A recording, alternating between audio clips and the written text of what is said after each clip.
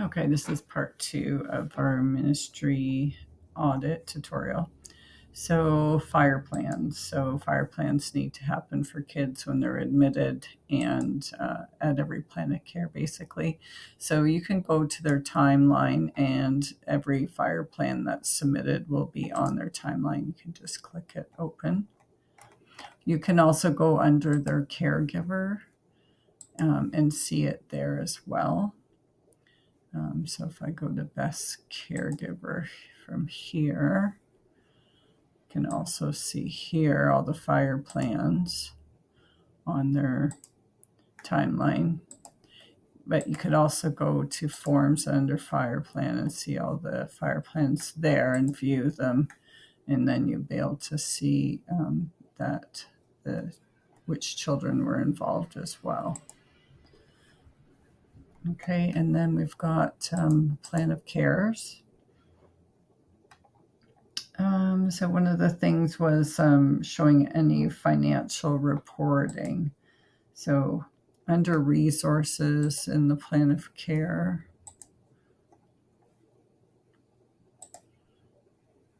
there's a section, sorry, not the resources, this one. Resources, not resource information. Okay, so we are going to make a bigger text box for this other, but you can add in financial support here, and then one-to-one support you can put up here for the support worker. If there's a placement student helping out, you can add that. Therapy, relief, etc. that can be added in there. And then if you have one-to-one support, it can be managed through WeSchedule as well. So if I wanted to see all the one-to-one support, there's a tab for that, and we can look at all of the support and print a report to show the ministry of all that support. All the staffing notes and the signatures and the hours are in WeSchedule for one-to-one support. Okay, SMART goals. So in the plan of care, there are SMART goals for all of the sections.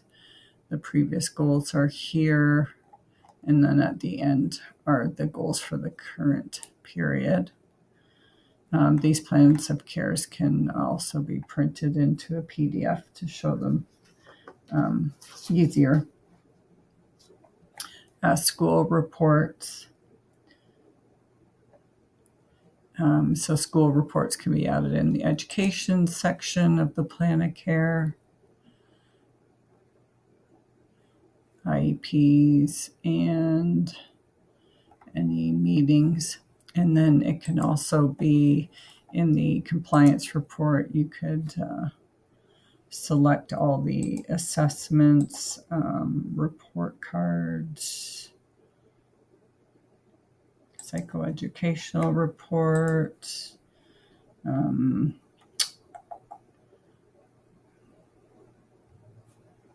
report cards, IEPs if you have it in there, and then click view report, and then you could see whether those items have been uploaded into the document. So this is handy to run before the audit so that you know whether all of those things have been uploaded into the file management or not. School contacts. So under the report status, you can select school meeting to see whether those quarterly school reports have been done. And then you can see those on the child's timeline as well under the meeting notes.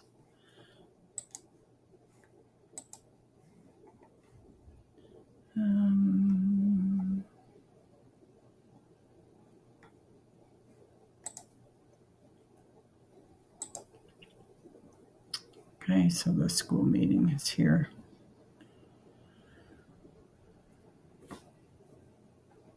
Okay, so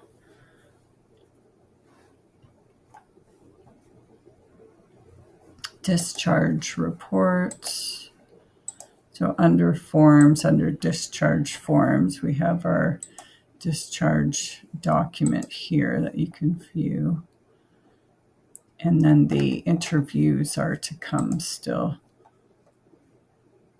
And those will be on the timeline. So there'll be a list of interviews for the child, and then the caregiver report. Okay, and the discharge medical would be uploaded into the documents. And again, you can go to this compliance one, select discharge medical, and click view. And you can see who has a discharge medical uploaded there.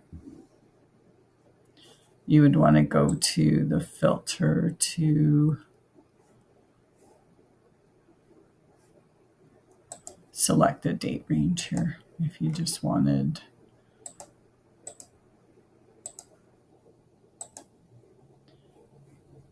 to select for the whole year any discharge medicals. Okay, so privacy visits. So again, this is in your report status, so you can see who's compliant or not. And then if we go to the timeline, you can see privacy visits by selecting them here. Privacy note. Oops, sorry, I selected the wrong one. Privacy note.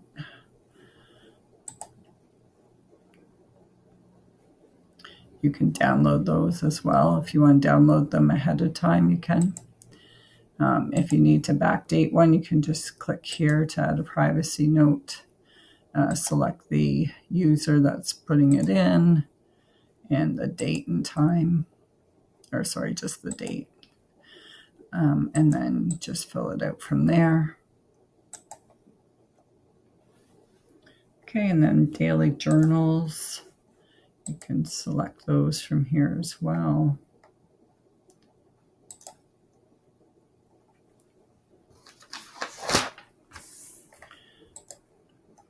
And you can view those on there. So things like the rec log and cultural activities, things like that could be noted there, as well as the plan of care. And then any ministry requested documents is now in the drop down there, so you can see those.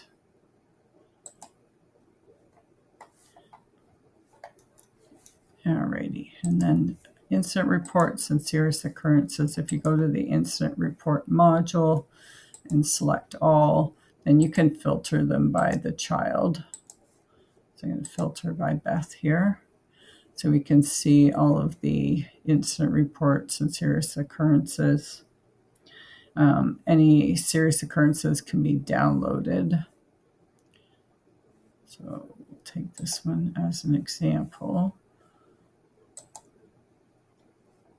So that can be downloaded and then saved under the SO file folder under the client. And you can also upload the Sorrel report to their file folder.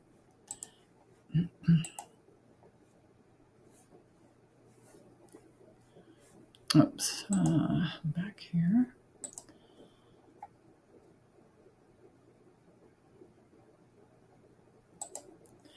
Okay, so under the Documents tab, under your Incident Reports, you have your Sorrel report, ombudsman, serious occurrences that you can upload to there.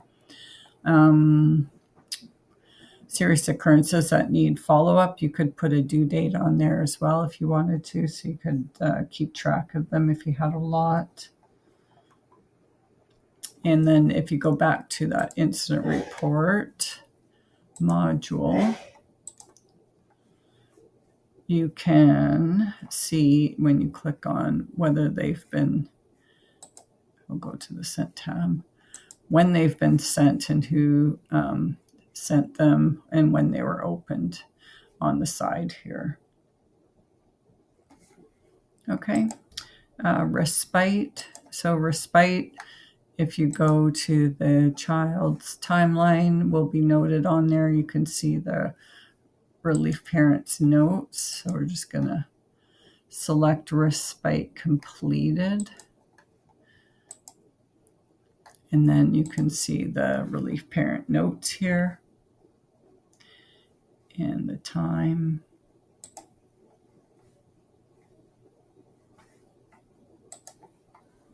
You can also see those in the relief management. Sorry.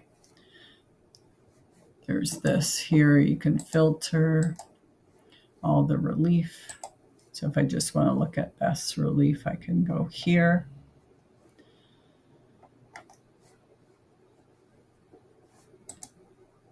If we go back, you can run a report as well for the time.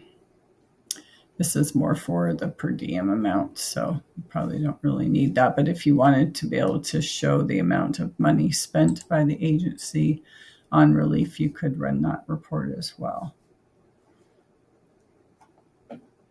Okay, SRAs. So you can either upload those into the child's file folders under documents, or there is a spot in WeSchedule to upload contracts as well if you're utilizing WeSchedule.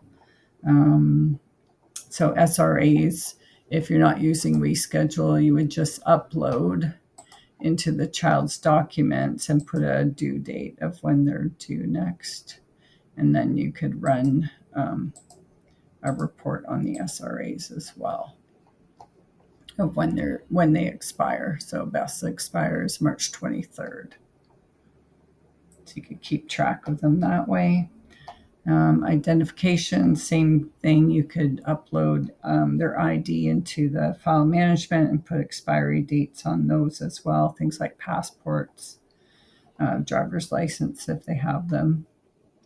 Assessments can be noted in the plan of care and as well in the documents, and as well as court. There's a section in the plan of care to add court dates, and you can add as many rows as you need. I'll just go to that quickly.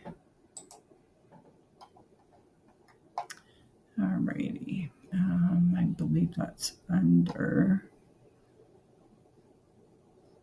relationships. Oh, I might be wrong. Family and social relationships. Court involvements under behavioral section. So you can add as many rows as you need to for court involvement.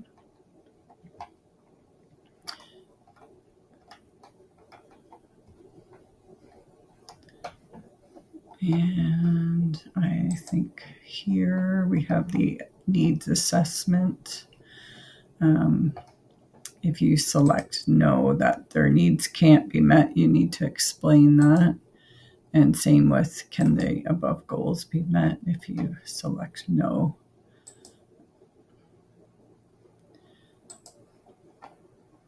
All right, and I think that's about it from the list. Thank you.